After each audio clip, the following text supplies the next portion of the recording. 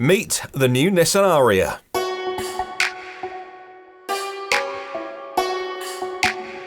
Nissan's done more than most for electric transportation. In fact, the Leaf has sold over 500,000 units in its third generation now. But the granddad of the EV era is being outdone by younger upstarts. Time for Nissan to respond. Meet the Ariya. With a range of up to 310 miles, that's around 500 kilometers, and up to 389 horsepower of performance, Nissan say this car marks a new era for electric vehicles. That's a bold claim. Let's take a closer look.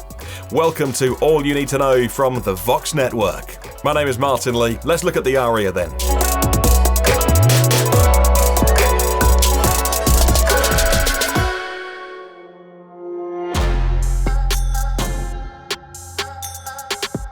So let's be clear, this is not a replacement for the Nissan Leaf. It sits above it in terms of size, price and features. It's a closer competitor to the ID.4 from Volkswagen than anything else, and of course the ID.4's cousin, the Skoda Enyaq. And we need to mention the Tesla Model Y as well. But whilst we don't have Nissan's pricing yet, it's expected to be cheaper than Elon Musk's SUV offering. In fact, given the Nissan brand, competitive pricing and purchase deals will be essential to compete with the more upmarket brands. But this car does deserve a look, and it's loaded with tech and features. Outside, the Ariya has that popular crossover shape, which guarantees that it's at least included in the conversation for families who need the extra space and practicality. Up front, well, we have LED headlights all around and a traditional-looking grille or nose cone. Although, of course, because this is an EV, it's blanked off for aero efficiency and, because batteries don't need a constant supply of air to combust. Under the bonnet or hood, there's no storage, there's no front trunk. Some buyers will look for that in an EV, but Nissan chose to package more of the power electronics under there. They've made more room in the cabin, but we'll get to that in a moment. The aero-focused wheels come in two tyre sizes, either 18-inch or 20-inch. All of the press shots you'll see of the early vehicles, well, they're all with the larger wheels, because let's face it, they look better. But for comfort and increased range, you should go for the smaller option wheels. Round the back of the car, we see the trend for long tail light strips across the width of the rear of the car. And on top, not one but two shark fin antennas for radio and communications. Underneath, there's a flat underbody, again for better aero and stability, and it's under the car that you'll find the battery, packaged perfectly for an EV, as this platform has been designed by the Renault-Nissan Alliance from the ground up.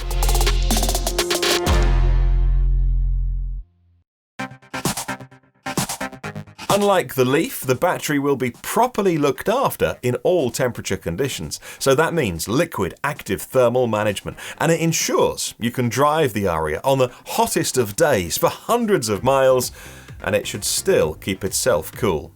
That means you can charge the car quickly, repeatedly. The charge point is on the front passenger side, at least for left-hand drive markets, much like the Porsche Taycan or the Jaguar I-Pace. We would have preferred to see the charge port front and centre behind that Nissan badge, so you can drive straight up to a charging station. Some chargers don't have a long enough cable to reach to those front-side charge ports without too much of a stretch of the cable. CHAdeMO is also gone as a plug. Nissan officially makes the switch to CCS in Europe and the US. In the home market of Japan, there is a charge port on both sides behind one of those. Will be CHAdeMO. Whilst top-of-the-range cars these days can charge up to 250 kilowatts of charge speed, they often hit that peak rate and then slow down very quickly. So that big number is not the best judge of how fast you can refill a whole battery, or at least 80%, on a long journey. Well, the Ariya has 130 kilowatt fast charging abilities. That's the peak speed, and it's for both battery sizes. Let's talk about the batteries. 65 kilowatt hours and 90 kilowatt hours. The key is how long you can sustain a fast charge rate, and Nissan, let's face it, has plenty of data from 500,000 Leafs sold to know about batteries. With most of the battery pack available for use, only a very small 3 kilowatt hour buffer means you get access to as much of the energy stored as possible.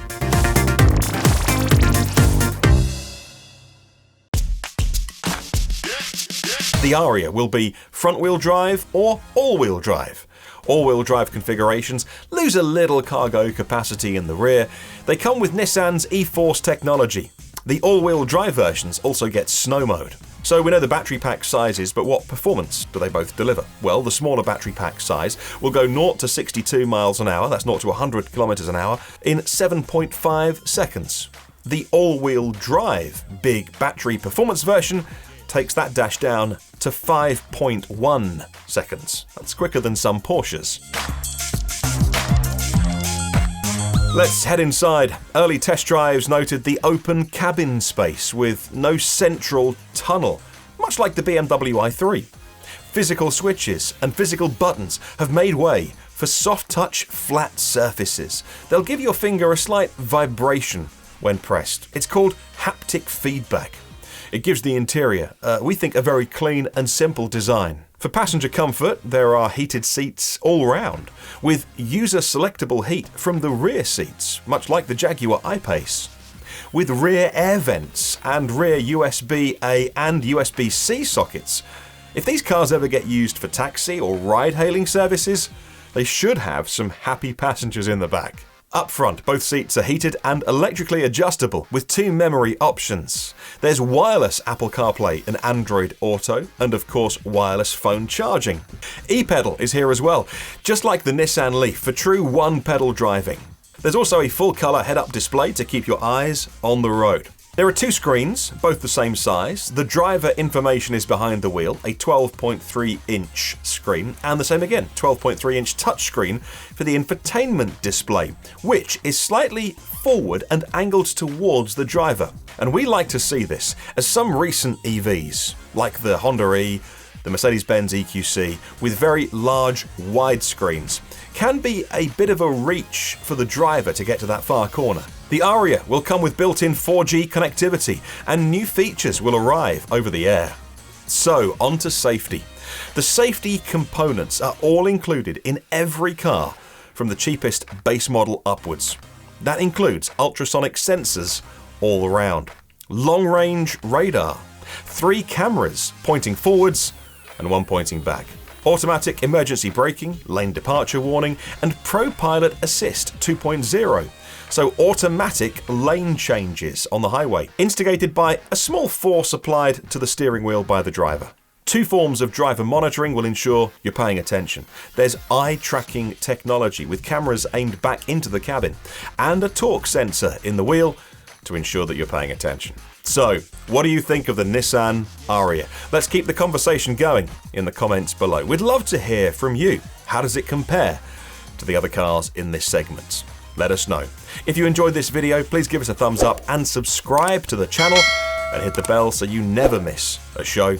And we'll see you on the next one.